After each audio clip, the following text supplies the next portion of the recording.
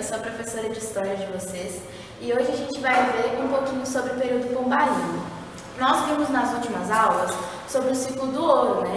Aquele período do Brasil onde o ouro foi descoberto pelos bandeirantes e começou a ser explorado.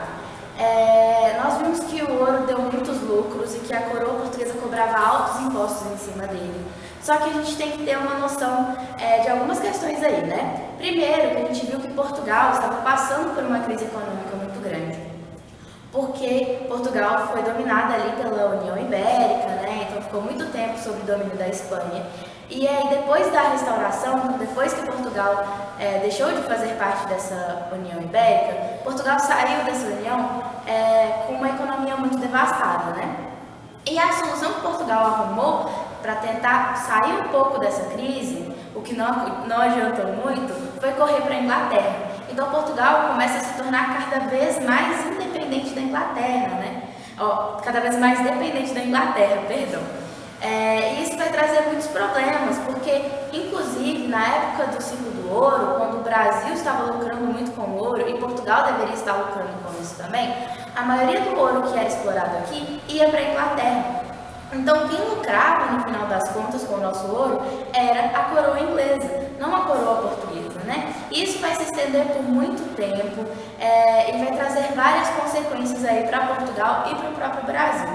A gente vai ter um período aí na nossa história, então, chamado de período pombalino, que vai durar de 1750 a 1777. Esse período tem esse nome porque nós, aqui no Brasil e Portugal, tínhamos um primeiro-ministro chamado Marquês de Pombal, né? Marquês era o título dele, né? O nome dele, na verdade, era Pombal. E esse ministro, então, ele vai ser nomeado pelo rei de Portugal, o Dom José I, e isso vai fazer com que esse primeiro-ministro, né, o Marquês de Pombal, ele governe tanto Portugal quanto as suas colônias. Ou seja, ele está ali governando Portugal, a metrópole, está governando também as colônias de Portugal, né, com consequência o próprio Brasil. E a gente vai chamar ele de déspota esclarecido, né? Então a gente precisa entender o que isso significa. O Pombal, ele está aí no século das luzes, né? Naquele período onde surge o iluminismo, onde o iluminismo começa a influenciar a Europa, né? E acaba que vários reis, vários absolutistas, com medo de perder o seu poder absolutista, né? Eles começam a seguir alguns ideais do iluminismo também. Eles começam a se tornar déspotas esclarecidos. O que é um déspota? Um déspota é basicamente isso, um rei absolutista, uma pessoa que tem um poder muito grande, um poder absoluto. Só que ele é esclarecido justamente porque ele segue os ideais do iluminismo, né? E o iluminismo está muito ligado à burguesia, ele está muito ligado às ideias de liberdade, às ideias liberais também, né? Do Estado não interferir na economia, então do rei não interferir na economia. Então, a tentativa desses reis desse período, desses déspotas esclarecidos aqui, vai ser justamente tentar agradar a burguesia. A burguesia é o quê? Aquela classe comerciante, uma classe que está crescendo muito na Europa, né? E ela é muito importante ali economicamente. A nobreza, ela é importante porque ela tem aquele sangue real, um sangue nobre, porque ela é a elite da época, né? Mas a nobreza não tem exatamente um poder financeiro muito grande, quem tem esse poder é a burguesia. E aí os reis começam a ficar com medo dessa burguesia e começam a se tornar déspotas esclarecidos, trazendo medidas para os seus estados aí que vão favorecer a burguesia de alguma forma. Então, o Marquês de Pombal, apesar dele não ser um rei, ele vai ser um primeiro-ministro, então ele vai ter ali vários poderes em sua mão também. Ele está governando em nome do rei, de certa forma. Ele vai trazer esses ideais iluministas tanto para Portugal quanto para o Brasil. E a gente vai entender um pouquinho aí das diferenças dessas questões, o que aconteceu no Brasil, o que aconteceu em Portugal. Ele tratou a metrópole e a colônia da mesma forma ou ele tratou de forma diferente, né? Bom, então a questão que a gente precisa entender aqui, primeiramente, é o contexto, né? Que eu falei um pouquinho com vocês no início. Portugal está em crise econômica, né? Apesar da exploração do ouro, Portugal não conseguiu sair dessa crise, porque recorreu à Inglaterra várias vezes e se endividou com a Inglaterra, principalmente num tratado que a gente já falou sobre ele, que é o Tratado de Methuen, ou também conhecido como Tratado de Panos e Vinhos, né? Inglaterra era uma grande produtora, né, dos panos. A Inglaterra tinha ali as ovelhas, né? E aí nessas ovelhas se extraía a lã e produzia panos. Então a manufatura principal da Inglaterra era o pano. Era ali no pano, nos tecidos, onde a Inglaterra lucrava. E Portugal, a manufatura que ela fazia era dos vinhos, né? Ou seja, né? Então Portugal fabricava vinho. Tem um vinho muito famoso que é o vinho do Porto. A gente falou um pouquinho sobre isso. Mas como a gente viu na nossa última aula, os vinhos eles não eram consumo aí necessário, né? Era uma coisa que você compra de vez em quando. Era um consumo naquela época da nobreza, não de todas as pessoas da população. Já o pano era muito importante. Então, o que aconteceu? A Inglaterra comprava poucos vinhos de Portugal, Portugal comprava vários panos da Inglaterra, e como Portugal não tinha dinheiro para pagar esses panos, Portugal acabou ficando endividada com a Inglaterra, né? Então, essa dependência de Portugal com a Inglaterra está cada vez aumentando mais e é uma dependência principalmente econômica. A gente vai ver em algum período também que é uma dependência também de segurança, né? Vamos perceber um pouco sobre isso. E uma outra questão que vai aumentar essa crise de Portugal vai ser a escassez do ouro do Brasil. Porque a gente vai perceber que o ouro é o quê? O ouro, ele é uma matéria-prima, né? Ele é extraído. O ouro, ele não é produzido, né? Então não vai ter ouro para sempre. Uma hora o ouro acaba. E é isso que vai acontecer no Brasil. O ouro vai acabar? Não, mas ele vai entrar em escassez, né? Ele vai diminuir muito. Então, além disso, Portugal está lucrando ainda menos com o ouro. Lucrando assim, né? Porque tudo que lucra vai para a Inglaterra no final das contas, né? Então, Portugal está lucrando cada vez menos com o ouro. E com isso, né, os mineiros aqui, né, os exploradores de ouro do Brasil, também estão lucrando menos. Só que Portugal, ao invés de entender, né, que esse lucro para eles também está sendo pouco, começa a cobrar mais impostos em cima disso. E a gente vai entender um pouco sobre. Então o Pombal ele vai fazer uma série de reformas, que a gente dá o nome de reformas pombalinas. Ele vai fazer essas reformas lá em Portugal e aqui no Brasil também. É claro que as reformas vão ser diferentes lá e aqui, né? E como eu disse para vocês, essas reformas vão ter influências iluministas. E eu vou discutir um pouquinho sobre isso com vocês, ok? Bom, então quais foram as reformas de Portugal, né? A ideia dessas reformas era justamente com que Portugal recuperasse a economia e também deixasse de depender da Inglaterra. Então Pombal, além de querer que Portugal voltasse a ter lucros, né, e etc., ele também queria ter uma separação da Inglaterra, queria deixar de ser dependente da Inglaterra. Por quê? Porque isso para ele, para o Pombal, isso não era positivo, né? Ele achava que não deveria ter essa dependência ali. Porque no final, quem estava lucrando com tudo aquilo era a Inglaterra, não Portugal. Então, essas reformas em Portugal, né, no caso, vai ter a intenção aí de recuperar a economia e perder essa dependência da Inglaterra. Uma outra coisa que vai acontecer é que as reformas vão acabar favorecendo a burguesia, né? Então a gente vai ter aqui um período onde a nobreza e o clero vão estar insatisfeitos com o Pombal, eles não vão estar felizes com essas reformas, né? A nobreza, porque essas reformas não estão sendo benéficas para eles, né? Estão sendo benéficas para a burguesia, e eles olham para aquilo e pensam, essa burguesia ela está ascendendo demais, crescendo demais, tendo muita importância, ficam com medo assim de perder a sua importância também, e o clero, porque a gente vai perceber que por conta dessas ideias iluministas, né, o Pombal vai acabar querendo separar o Estado da Igreja. Ele não quer mais que tenha essa união, ele não quer que a Igreja mande no Estado, que ela tenha influências no Estado, né? Então, o que vai acontecer? Vamos ver algumas dessas reformas que o Pombal vai fazer aí em Portugal. Ele vai incentivar a manufatura, né? Então, como a gente viu, antes de existir a indústria, existiam as manufaturas, que era uma forma de produção em série, né? Então, era ali onde você produzia produtos, é ótimo, né? Mas é onde você produzia ali as coisas a partir da matéria-prima. Então, gente, ele vai incentivar a manufatura, principalmente a manufatura do vinho. E aí essa manufatura do vinho, além de incentivar os grandes produtores de vinho, né, os grandes que plantavam, essas pessoas que mexiam com a plantação da uva, etc., ele também vai incentivar os pequenos produtores. Ele acha que os pequenos produtores também devem ser incentivados, né? E nesse incentivo da manufatura, não apenas de vinho, mas de outros produtos também, ele está querendo fazer isso para quê? Por quê? Portugal dependia muito da manufatura lá da Inglaterra. E ele não queria, né, que Portugal tivesse essa dependência com a Inglaterra. Então ele fala, não, Agora, Portugal vai produzir a sua própria manufatura e comprar o menos possível da Inglaterra.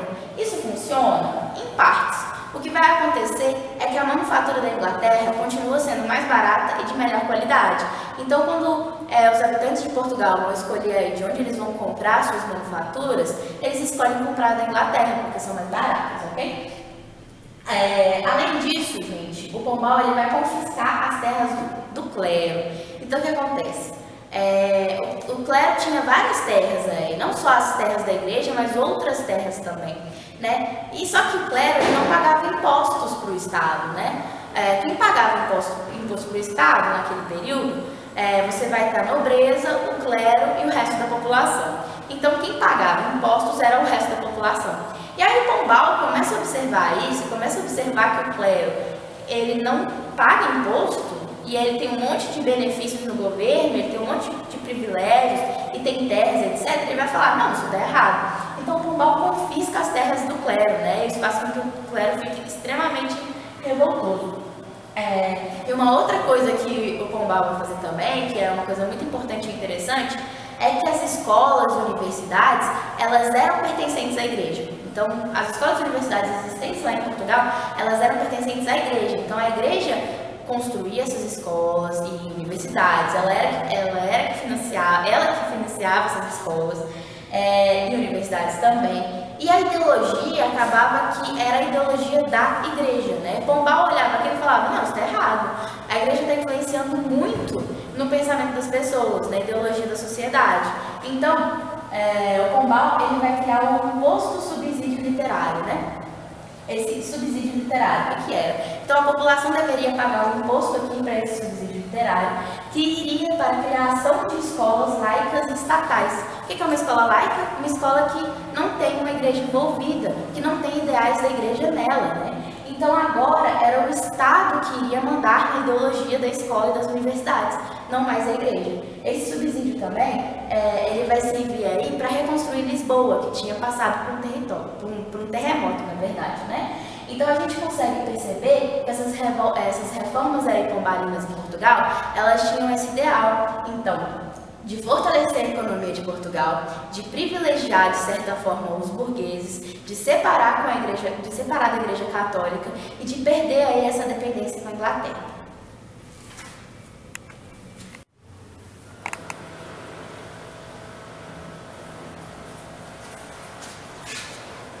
Bom, então, agora a gente vai falar um pouquinho sobre as revoltas separatistas.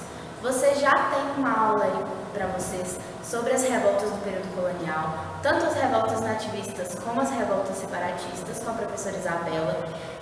Então, só para a gente contextualizar o nosso assunto, eu vou falar algumas das principais características, um pouquinho sobre como aconteceu essas revoltas, mas assistam o vídeo das revoltas coloniais da professora Isabela, porque vai estar muito mais aprofundado do que eu vou falar aqui.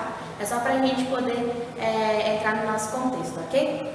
Essas revoltas, elas vão acontecer aí depois do período pombalino, mas elas também vão ser reflexo das decisões que o Pombal tomou para o Brasil, ok? A gente vai ter duas revoltas separatistas agora nesse momento, que vai ser a Inconfidência ou Conjuração Mineira e a Conjuração Baiana. A Inconfidência Mineira aconteceu em Minas Gerais e a Conjuração Baiana aconteceu na Bahia, né?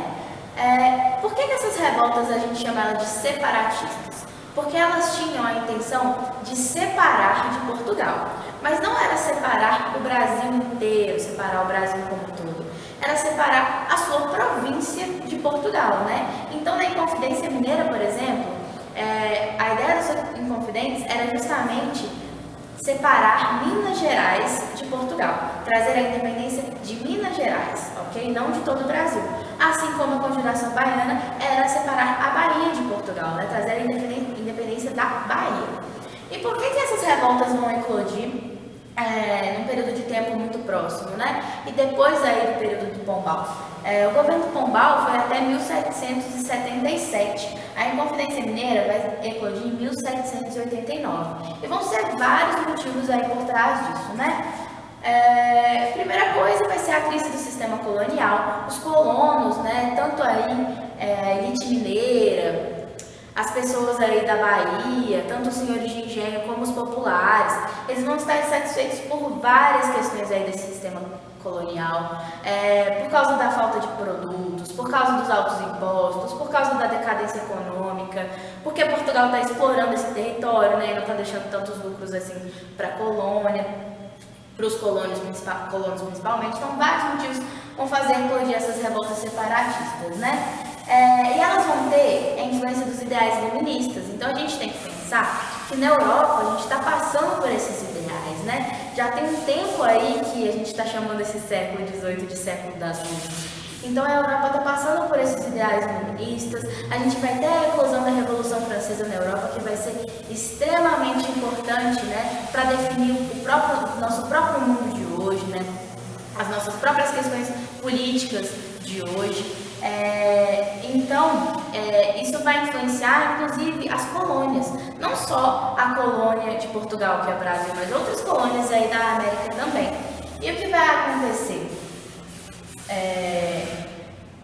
Essas revoltas, então, elas vão ter essa ideia, vamos separar e vamos usar esses ideais iluministas. Então, esses ideais aí de um liberalismo, de uma república, pensar sobre tudo isso, ok? Bom, então vamos lá, vamos para a nossa primeira revolta separatista aí, a Inconfidência Mineira, que aconteceu em 1789, o mesmo ano da Revolução Francesa. Só que a Inconfidência Mineira não poderia ter sido inspirada na Revolução Francesa, porque ela aconteceu antes da Revolução Francesa eclodir, então antes da queda da Bastilha lá na França. E vocês vão ver sobre isso mais pra frente nas aulas de vocês de história. Mas, então ela não teve influência da Revolução Francesa, mas ela vai ter influências iluministas, ela vai ter influência da independência dos Estados Unidos, inclusive. Então, vamos falar um pouquinho dessa independência dos Estados Unidos, né? Os Estados Unidos constituíam ali as 13 colônias da Inglaterra, e ao contrário da colonização que a gente teve aqui no Brasil, ela foi uma colonização de povoamento. Então as pessoas foram para esse território das 13 colônias realmente para morar ali, para construir uma vida.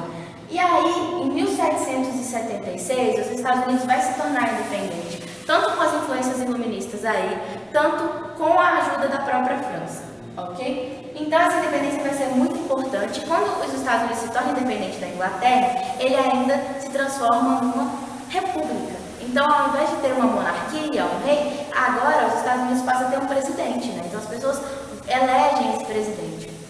E isso vai influenciar muito a Inconfidência Mineira, né? Eles vão te dar muitos esses ideais da independência dos Estados Unidos. E como assim? Como que as pessoas elas estão sabendo sobre o iluminismo, sobre a independência dos Estados Unidos? Naquela época você não tinha telefone, você não tinha internet para ficar sabendo sobre as coisas. Mas o que acontecia? Como no Brasil não tinha universidades, os filhos das pessoas da elite iam estudar na Europa. Então eles iam fazer uma universidade na Europa. E lá eles aprendiam sobre esses ideais iluministas. E além disso, as ideias, gente, apesar de demorar muito mais do que hoje, que as informações e as ideias, elas chegam muito rápido ao nosso alcance e vão embora muito rápido também, naquela época era mais lento, né? Mas as ideias chegavam, porque tinha fluxo de pessoa, né? O comércio mesmo era um fluxo de mercadoria, mas também era um fluxo de ideias, de pensamentos, de notícias. Então chegou ao Brasil, tanto a ideia do iluminismo por causa desses letrados, né? Ali filhos da elite que iam estudar em universidades lá na Europa, tanto essa ideia da independência dos Estados Unidos que chega aqui aí por causa dessas relações entre países, né, fluxos de pessoas, etc. Então, o que vai acontecer? Por que esses inconfidentes vão decidir, né, começar essa revolta? Porque a gente vai estar no período da crise de mineração. Então, Minas Gerais, um importante lugar aí para mineração, e o ouro, como a gente viu, ele estava em decadência. Só que ao invés do Marquês de Pombal, da coroa, entender que esse ouro estava em decadência, o Marquês de Pombal foi lá e instaurou essa derrama, né? Se o quinto não chegasse a 100 arrobas anuais, seria proclamada derrama. E aí a coroa, ela vai assinar em 1788, um ano antes de eclodir a Inconfidência Mineira, que deveria ser cobrada a derrama na província de Minas Gerais. E aí esses mineiros ficam revoltados e falam, nós não queremos pagar essa derrama, nós não temos condições, o ouro não está lucrativo assim, o ouro não tem tanto ouro assim mais para a gente explorar, né?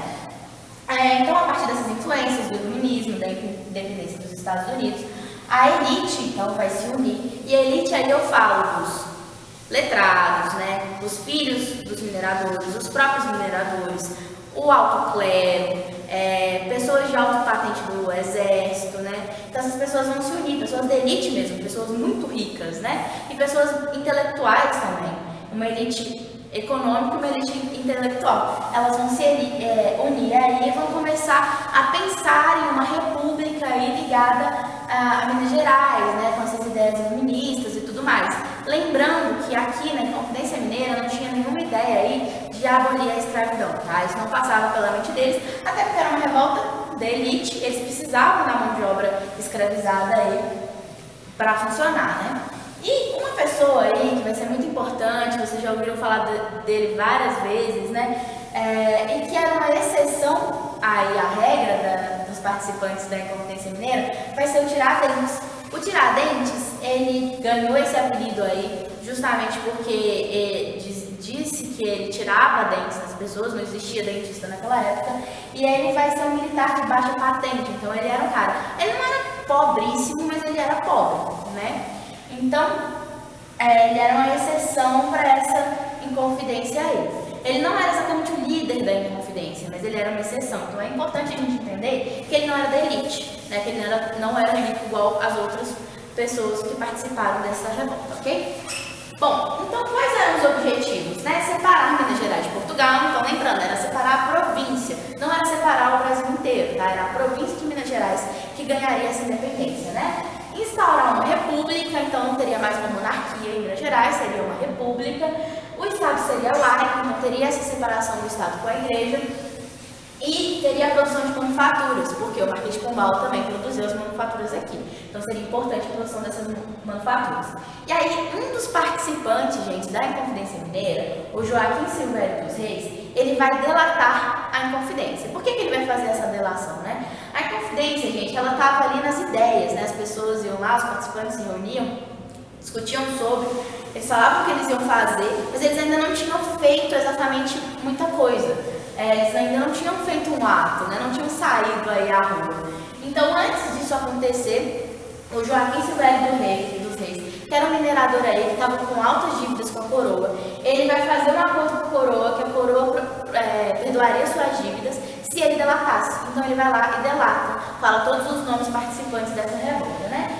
Então, a coroa, antes mesmo dessa revolta eclodir, de fato, ela vai prender esses participantes dessa revolta, ou vai mandar esses participantes para o degredo, ou eles vão ser perdoados, né? Então eles vão passar por um julgamento aí. E o Tiradentes, gente, ele vai ser o único condenado à morte, tá? Então ele vai ser a única pessoa aí, o único participante que vai ser condenado à morte. E como vai ser essa morte do Tiradentes, né? Ele vai ser enforcado em praça pública. Era essa a ideia. Teriam que ver esse Tiradentes ser enforcado, né? E aí eles vão espalhar partes do corpo do Tiradentes por Vila Rica, né, Ouro Preto, para mostrar aí mesmo, né, olha, não se revoltem contra a coroa, não façam nada contra a coroa, porque vocês vão ter um fim igual ao do Tiradentes. Então ele vai ser usado como exemplo. É assim que termina a Inconfidência Mineira. Apesar dela não ter dado certo, ela serviu aí como influência, tanto para a independência, tanto lá para o período da proclamação da República. A imagem do Tiradentes vai ser reutilizada várias vezes na nossa história, né? E aí vocês vão ver isso mais no vídeo da Isabela, que ela explica melhor.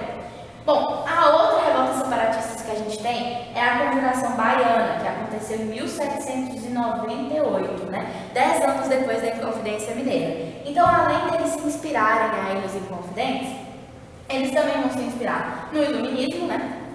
Na Revolução Francesa, porque ela ainda estava acontecendo, mas já tinha notícias da Revolução Francesa, do que ela significava, e principalmente, gente, na Revolta do Haiti. O que foi a revolta no Haiti, né? O Haiti era uma colônia pertencente à França. E o que aconteceu foi que a França, como ela estava no período aí da Revolução Francesa, em 1791, os escravizados e os ex-escravos, eles vão eclodir uma revolta, vão matar vários dos colonos brancos ali da colônia do Haiti e expulsar os outros. E aí eles vão proclamar a independência do Haiti e uma república ali também. Então, a Conjuração Baiana vai ser também muito Haiti. E ela tem uma característica muito diferente da Inconfidência Mineira, porque ao invés de ter a participação da elite, né, ela tinha a participação da elite também, mas ela foi uma revolta que tinha uma participação popular. Então, quem participou aqui? Quem eram os populares que participavam? As classes mais pobres, né, homens livres mais pobres, mas também a gente tinha as figuras de escravizados e ex-escravizados também. Então, uma característica muito importante da colonização baiana vai ser a ideia de abolição da escravatura. Então, além da participação dos populares, a gente também tinha a participação da elite, né? Qual era essa elite, né? Os profissionais liberais, os senhores de engenho, porque a gente está falando da Bahia, né, do Nordeste, um lugar onde a gente teve um ápice aí da produção de cana-de-açúcar, mas agora ela está em crise, mas ela não deixou de existir, isso é uma coisa importante para a gente ressaltar. A cana-de-açúcar não para de ser produzida, ela só não está no seu ápice, tá? Então a gente vai ter aí os senhores de engenho e a gente vai ter o clero também, como participante. Mas a gente tem que lembrar e ressaltar esse aspecto da participação popular, principalmente aí dos escravos, dos ex-escravos, né? A conjuração baiana, por ter essa ideia dos populares, né? E lembrando que é um período que nem mesmo a elite sabe ler e escrever, são poucas pessoas, são mais as pessoas letradas mesmo que têm esse conhecimento. Como que ela foi passada? Né? Ela foi passada a partir de panfletos, ok, para as pessoas que sabiam ler ali, mas ela foi passada principalmente oralmente. Então, como ela não foi restrita a uma elite ali, ela foi mais abrangente, abrangeu um maior grupo de pessoas, as pessoas elas falavam entre si, elas comentavam entre si sobre as ideias, sobre o que deveria fazer, né, as principais ideias aí, sobre o iluminismo, sobre a Revolução Francesa, sobre a revolta do Haiti principalmente, né? Então, era passado oralmente essa questão, né? E quais eram os objetivos? Separar a Bahia de Portugal, não o Brasil inteiro, só a província da Bahia, instaurar uma república, a abertura dos portos, então aí acabar com esse pacto colonial, poder vender para qualquer país e receber produtos de qualquer país também, e principalmente destaquei aqui a abolição da escravatura, tá? Então eles tinham esse objetivo de abolir a escravidão. Eram todas as pessoas participantes que aceitavam isso, que queriam isso? Não, né? Os senhores de engenho, por exemplo, acharam isso muito radical, né? Tanto que essa revolta ela vai se enfraquecer por causa disso, porque a elite participante dela está um pouco insatisfeita, porque está achando que isso pode ser um novo Haiti, né? Os escravos, os ex-escravos, eles podem acabar tomando poder, etc. Eles não querem isso. Ela vai se enfraquecer e ela vai acabar sendo delatada por uma mulher, né? Então, o que vai acontecer? A coroa vai reprimir violentamente essa revolta, por medo de acontecer um novo Haiti. A coroa sabia que o Haiti tinha acontecido, então, por medo de acontecer o Haiti, a coroa vai reprimir isso aí, muito. Então, o que vai fazer? Os líderes vão ser presos e o João de Deus e o Manuel Faustino vão ser condenados à morte, né? Então, eles vão ser enforcados e aí com ideia de exemplo também. O mesmo exemplo aí dos Tiradentes vai ser empregado neles, ok? Bom, então agora a gente vai falar sobre o período joanino, que aconteceu de 1808 a 1822 no Brasil. Ele tem esse nome porque, da mesma forma que o período pombalino tem o nome por causa do Marquês de Pombal, o período joanino tem esse nome por causa do Dom João VI, o rei de Portugal na época, ok? Bom, então, o que estava acontecendo, né? Depois de tudo aquilo que a gente viu, do Pombal ser o primeiro-ministro, das revoltas separatistas, agora a gente tem um contexto na Europa que vai influenciar Portugal e mais diretamente aí no Brasil. O que está acontecendo? O Napoleão Bonaparte agora, ele se torna o imperador da França e como imperador ele quer expandir o seu território, né? Então, o que ele vai acontecer? Ele está expandindo ali seu território pela parte continental ali da Europa e ele também quer se expandir pela Inglaterra. Só que a Inglaterra é uma ilha e para você chegar até lá, você precisa chegar por navios. E a Inglaterra, naquela época, tinha uma força naval muito grande, né? Era uma potência naval. E o Napoleão sabia que para invadir a Inglaterra, ele precisava atacar de forma naval a Inglaterra, né? Teria guerras entre navios. E ele sabia que ele não ia ganhar, né? Porque a Inglaterra era especialista nisso. Então, qual que foi a forma que o Napoleão arrumou para enfraquecer a Inglaterra? Ele fez o bloqueio continental, que foi um bloqueio onde os países ali, os estados nacionais da Europa que estivessem sob domínio de Napoleão Bonaparte, não poderiam fazer comércio com a Inglaterra. ou seja, não poderiam comprar as manufaturas da Inglaterra, nada que viesse da Inglaterra. Ele tinha essa ideia que isso traria o enfraquecimento da economia inglesa, né? E aí, a partir do enfraquecimento da economia inglesa, ela também teria um enfraquecimento bélico, um enfraquecimento nos seus navios, e ele poderia invadir a Inglaterra territorialmente, tá? Só que, como a gente viu, né, Portugal era dependente da Inglaterra, né? Aliada da Inglaterra, principalmente dependente, tinha dívidas ali com a Inglaterra, várias dívidas. E aí o que vai acontecer é que Portugal não vai aceitar a ideia do bloqueio continental de Napoleão, e o Napoleão Bonaparte não vai deixar isso de boas, né? Ele vai lá e vai invadir Portugal em 1807, né? Então, nesse processo de invasão, o Dom João, ele vai procurar uma forma aí de resolver, né, isso. O que ele vai fazer, né? Então, por pressão da Inglaterra, Dom João vai juntar a coroa portuguesa e vai vir para o Brasil. Então, vai ter uma mudança, né? A corte vai mudar para o Brasil.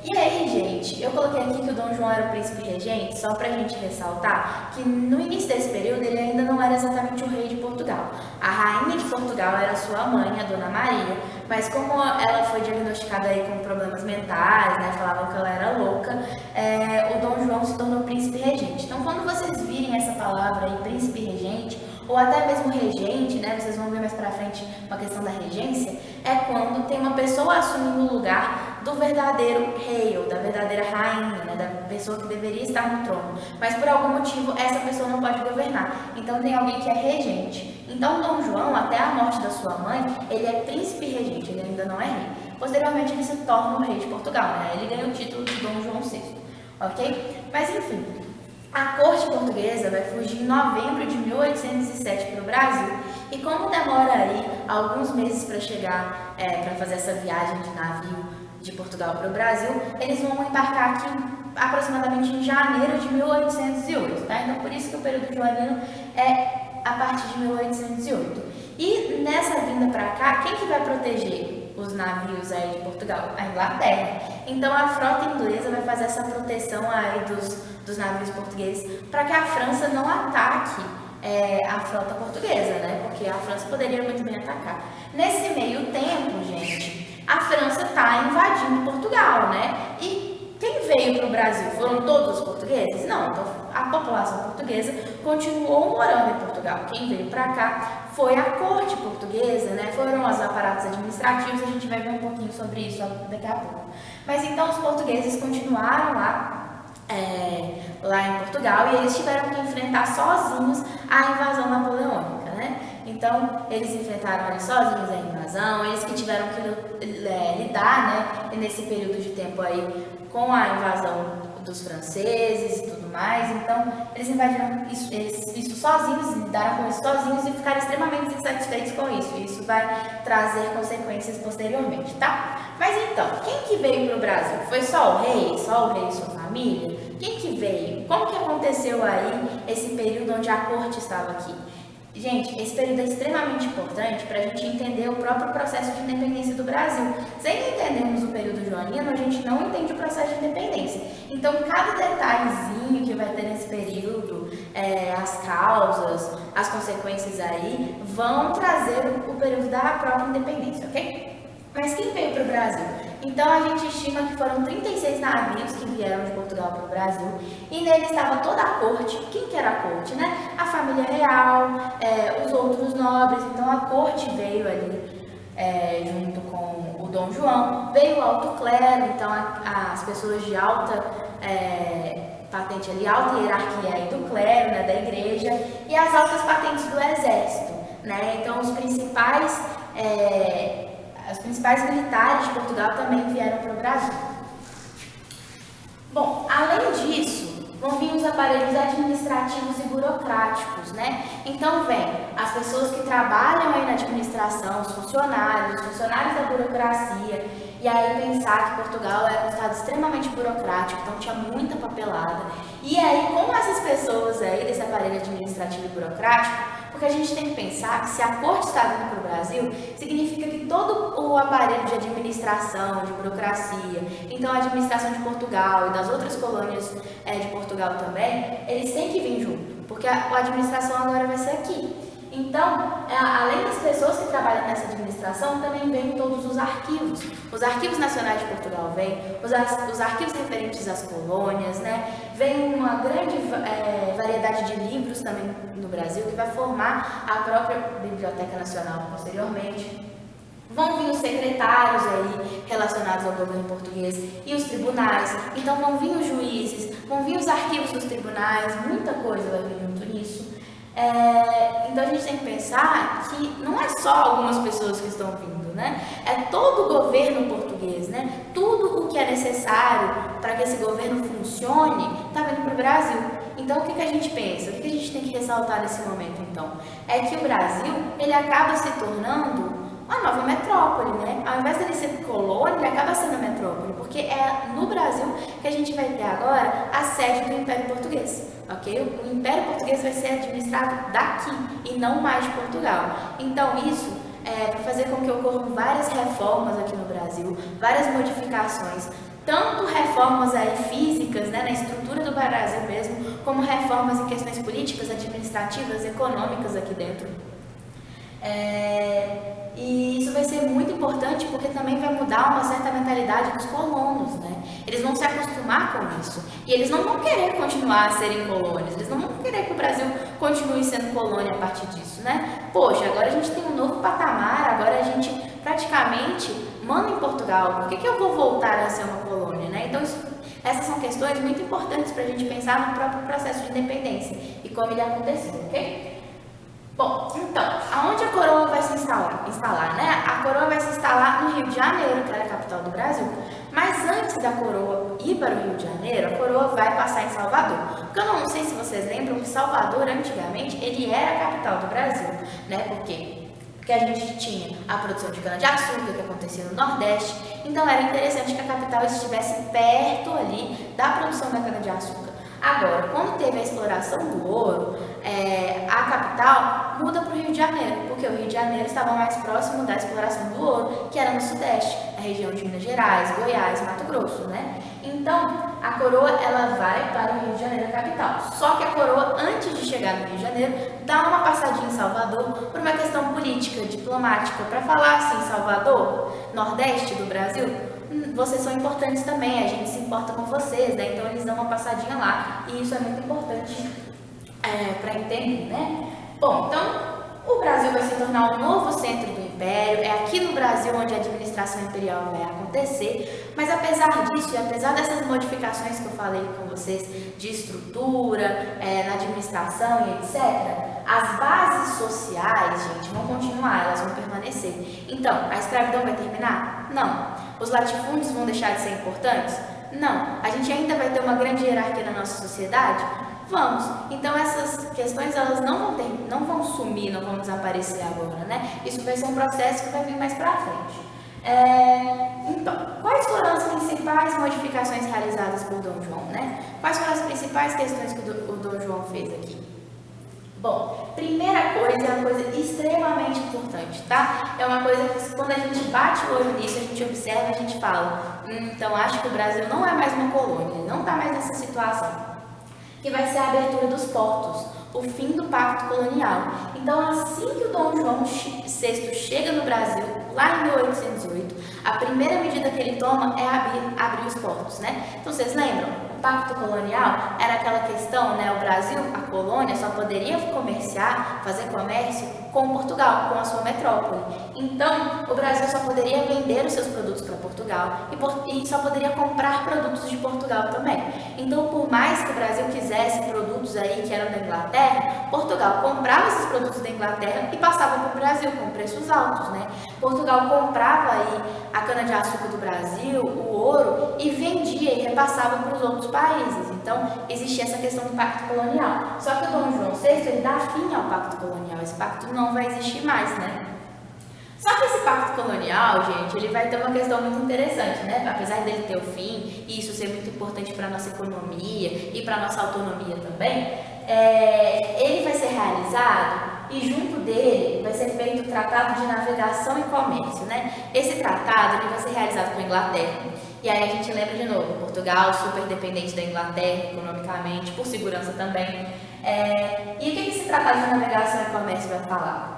Que os impostos vão ser o seguinte, ó, beleza, abriu os portos, mas ainda tem impostos em cima dos produtos. Os produtos que chegam na Inglaterra vão ter 15% de impostos. Os que chegam de Portugal vão ter 16% de impostos. E os que vêm de outras nações, 24% de impostos. Ou seja, Inglaterra, os produtos da Inglaterra têm ainda menos impostos que os próprios produtos de Portugal. Então, a pessoa que está a nação que está se beneficiando ainda mais com o fim do Pacto Colonial é a Inglaterra, que os impostos dos seus produtos são muito menores, E isso é muito interessante, então, para a gente pensar, toda essa dependência econômica de Portugal em relação à Inglaterra. Bom, a gente vai ter também o apoio ao desenvolvimento industrial. Então, vocês lembram, que o Marquês de Pombal foi lá e proibiu as manufaturas? O Dom João agora fala que está tudo bem, vamos liberar as manufaturas, vamos liberar o desenvolvimento industrial aí do Brasil, porque isso vai ser de extrema importância para o desenvolvimento, E como a corte está aqui, nada mais justo.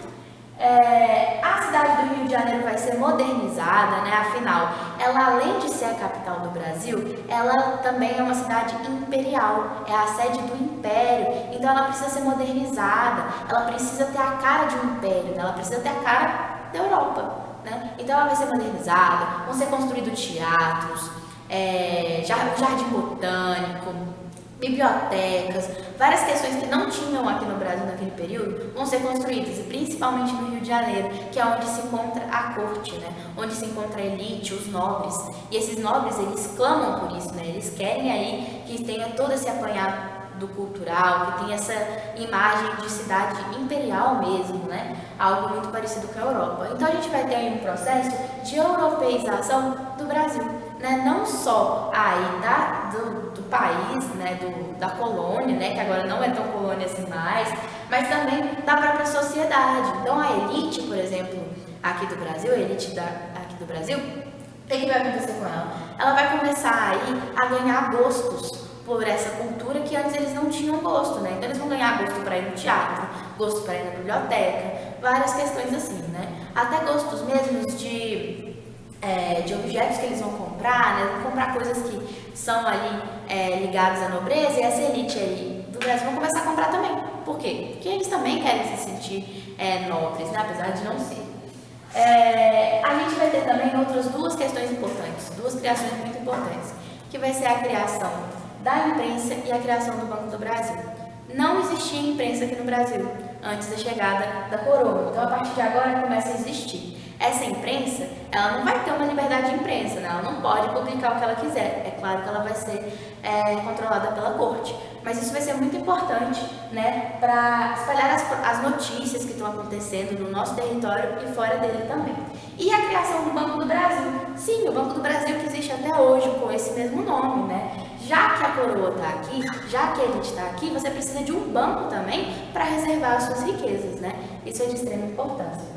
Além disso, gente, vão ser criadas escolas régias, Essas escolas régias são aquelas escolas aí de ensino médio, O segundo grau, o ensino médio, vão ser criadas no Brasil, não existia naquele período, então agora começa a existir. Escolas criadas pelo Estado, E também universidades.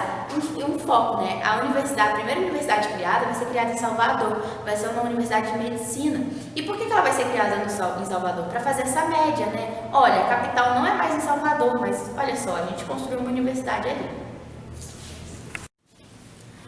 Bom, além disso, a gente vai ter a colonização do Sul, Então, o Sul do Brasil, ele não era colonizado, Se ele tinha poucas pessoas morando ali, mas não era, Não tinham cidades, vilas, não era urbanizada. Então, o Dom João percebe a importância ali dessa região e que ela deveria ser colonizada para ela não ser tomada por algum outro estado nacional, Então, ele traz suíços e italianos para colonizar essa região, Para eles começarem a fazer atividades econômicas ali, entre outras coisas, A gente também vai ter a vinda de artistas e naturalistas, Então, os artistas vão começar a vir para o Brasil, retratar a sociedade brasileira, essa relação aí do homem branco com o escravizado, do homem branco com o indígena, né? Retratar a própria natureza. Então, esses artistas vão começar a vir pra cá, e os naturalistas também. Esses naturalistas, gente, eles vão começar a pesquisar a fauna brasileira, a flora brasileira, né? Pesquisar sobre as questões naturais do Brasil, o que que tem aqui, né? Quais são as matérias-primas e tudo isso, as características, né? E aí, em 1816, vai vir a missão artística francesa, né? Que vai ser de extrema importância cultural aqui para o Brasil, e eles vão trazer aí a arte e também representar muitas coisas relacionadas ao Brasil, né? Bom, e aí, gente, com essas características que a gente viu, essas modificações, o Brasil começa a ganhar características de nação, né? Ele começa a se tornar uma nação. Será que o Brasil ainda vai se tornar um país, uma nação, um Estado nacional? Então ele começa a ter essa estrutura, né? E os colonos percebem isso, né? As pessoas que moram aqui percebem isso. E começam a ter cada vez um desejo maior, né? De se tornar uma nação mesmo, de se tornar independente, né? De evoluir, e entre outras coisas, né? E isso, gente, como eu disse, vai ser muito importante. Acaba que o período joanino, ele vai ter uma importância muito grande aí para trazer a independência do Brasil, né? A gente olha assim e pensa, o Dom João vem para cá, então ele vai ter um governo mais rigoroso do Brasil, ele vai conseguir controlar o Brasil de perto, né? Não deixar que eclodam revoltas, não deixar que o Brasil queira ser independente, coisa do tipo, né? Mas apesar disso, acaba que o período joanino, ele vai ser um processo aí para essa independência. Tanto que muitos historiadores não falam só que a independência foi em 1822, quando o Dom Pedro foi lá e falou independência ou morte às margens do rio Ipiranga, né? Muitos historiadores falam que essa independência, ela começa a acontecer a partir do momento que a família real entra aqui no Brasil, e quando tem o fim do Pacto Colonial, quando o Pacto Colonial acaba. Então, os historiadores acreditam que isso é um processo, né, que vai de 1808 até, sim, quando o Dom Pedro vai lá e grita independência ou morte, mas esse processo já estava acontecendo no período joanino. E isso é uma questão muito importante para a gente ressaltar, tá? Nas próximas aulas vamos ver como que aconteceu esse ato da independência, vamos ver outras características aí também. Bom, e aí uma outra questão que vai ser realizada pelo Dom João vai ser a invasão do Uruguai, tá? Então lá em 1816, o Dom João vai invadir o Uruguai, que era ali, né, colônia da Espanha, Espanha que estava sendo dominada pela França, né? O irmão de Napoleão Bonaparte era o atual rei da Espanha. O Dom João VI vai invadir o Uruguai e vai transformar na província da Cisplatina. Importante a gente ressaltar esse fato, porque mais pra frente aí, no período que o Brasil já é império, a gente vai ver um pouquinho sobre isso e entender como funcionou todo esse processo aí de independência da Cisplatina, entre outras coisas, tá? Bom, e aí, gente, a gente vai ter a derrota do Napoleão, né? Porque afinal, Napoleão era o imperador e ele estava dominando vários territórios europeus, e aí esses territórios queriam a sua independência, né? Eles queriam que o Napoleão sumisse e parasse de dominá-los, né? E a Inglaterra, principalmente, que estava sendo alvo direto de Napoleão. Então, o Napoleão vai acabar sendo derrotado aí, né? Questões sobre o Napoleão vocês vão ver em aulas aí de história geral sobre a era napoleônica. Mas então acontece o Congresso de Viena. O que foi o Congresso de Viena, gente? Então, Napoleão foi derrotado, só que Napoleão tinha conquistado muito território e anexado à França. E os reis, né, os antigos reis ali, não existiam mais, né? Então, o que aconteceu? O Congresso de Viena, ele vai redividir a Europa, né? Então, vai redividir qual pedaço que é de cada nação aí, né? Qual pedaço vai ser de cada rei? Então, eles vão redividir a Europa. Só que a gente tem que pensar o seguinte, por que eu estou falando desse Congresso de Viena, que vai acontecer de 1814 a 1815? Porque Dom João VI não estava em Portugal, ele não estava na Europa, ele estava no Brasil. Logo, os países europeus ali vão considerar que o Dom João não lutou contra Napoleão, né? Ele nem estava na Europa. Então, se ele não estava lá, Portugal não pertencia a ele. A região ali, o espaço geográfico de Portugal não pertencia a ele, né? Então, a ideia era dividir aí Portugal entre os países que participaram dessa guerra contra Napoleão, né? E aí o Dom João, que não é por nada, ele vai elevar o Brasil a Reino Unido de Portugal e Algarves. O que isso significa? Que agora, oficialmente, o Brasil deixou de ser colônia de Portugal. Ele passa a ser Reino Unido. A gente não tem o Reino Unido ali, que a gente tem a Inglaterra, a Escócia, a Irlanda, entre outros aí, entre outros países que fazem parte do Reino Unido ali, né? E aí eles têm uma mesma rainha e tudo mais, apesar de terem uma certa independência. Então, é isso que vai acontecer com o Brasil. Agora ele não é mais colônia, ele não responde mais à metrópole, ele é um Reino Unido, ele faz parte do reino, ele também é importante, ele estaria meio que na mesma categoria que Portugal. Tá? Então ele se torna Reino Unido de Portugal e Algarves. E o Dom João VI faz isso justamente para falar, não, eu estava no Brasil, o Brasil é Reino Unido da minha nação ali de Portugal, então não tem problema nenhum, não estava na colônia, eu estava num lugar que é um Reino Unido também, ok? Então ele vai usar essa desculpa. Bom, sobre o período aí joanino, a gente precisa ressaltar aí a Revolução Pernambucana. Pernambuco, mais uma vez, fazendo revolução, revolta.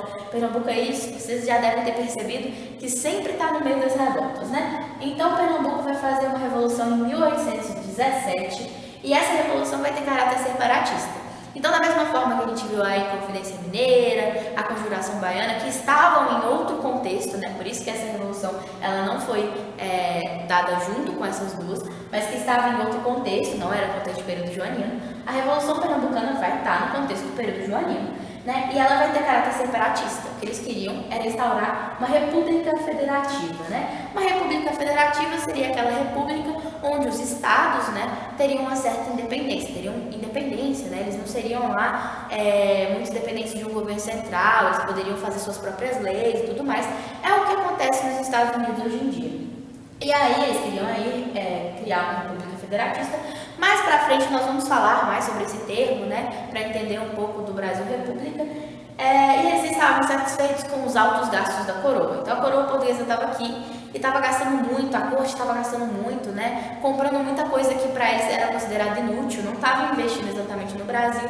E com isso eles estavam atrasando o salário dos funcionários públicos. E aí eles falam, gente, se a coroa está gastando todo esse dinheiro, eles não têm dinheiro nem para pagar a gente, né? Então, lá baseado no iluminismo para variar, no liberalismo econômico e na independência dos Estados Unidos, e participando a elite e os populares, então foi uma revolução aí com a participação de dois grupos opostos, a elite e os populares. Eles vão proclamar uma república no ano de 1817 no Pernambuco, né? Essa república vai durar 45 dias, né? Foi uma revolta separatista que deu certo por um pequeno período de tempo, mas deu certo. Só que, infelizmente, a coroa, como sempre, vai reprimir de forma violenta essa revolta e a república lá de Pernambuco vai ter o seu fim, ok? Bom, gente, então para finalizar a nossa aula de período joanino, a gente vai falar sobre a Revolução Liberal do Porto. A Revolução Liberal do Porto, as revoluções do Porto, elas vão acontecer lá em Portugal e vão ser 3 ondas revolucionárias, tá? A de 1820, 1830 e a de 1848. Nós vamos estudar aqui apenas a de 1820 e ver só os principais aspectos dela, para a gente entender por que o Dom João e a corte voltam para Portugal, ok? Bom, então com o fim da Era Napoleônica, Portugal está livre de Napoleão, né? E está sendo governada ali por uma junta e por um militar. Então tem um militar ali que controla uma junta que governa Portugal nesse momento. Só que essa junta ela é britânica, nem portuguesa ela não é, né? Então isso já causa uma certa insatisfação aí dos portugueses. E aí tem toda uma questão aí de crise econômica, crise política, do Dom João ter abandonado Portugal no período que Portugal mais precisava dele, né? Então isso vai ocasionar essa revolução de 1820. Uma outra coisa que é importante a gente ressaltar é que a monarquia portuguesa ela estava em um processo aí de se tornar uma monarquia parlamentarista, né? Uma monarquia onde a gente tem um rei, mas ele deixa de ser um rei absolutista, né? E ele divide os seus poderes com o parlamento eleito pela população, pelo povo. o exemplo de monarquia parlamentarista que nós temos atualmente é a monarquia aí do Reino Unido, né, da Inglaterra, onde você tem um parlamento, um primeiro-ministro, etc. O rei acaba que ele manda, mas não tanto igual como um rei absolutista, ok? E aí nesse processo, um processo que está acontecendo por uma pressão mesmo da própria sociedade, os portugueses vão falar assim, olha, Dom João, ou você volta para Portugal, né, você volta aqui para Portugal, governa de Portugal e recoloniza o Brasil, ou a gente vai tirar a coroa de você, você não vai ser mais o rei de Portugal, vamos passar a coroa para outra pessoa. E é claro que eles fariam isso à força, né? O Dom João, sabendo que isso poderia realmente acontecer, porque era toda a sociedade portuguesa desejando isso, né? Toda a sociedade fazendo essa pressão, a elite, os mais pobres, as classes mais médias, né? Todos ali fazendo uma pressão com o Dom João VI.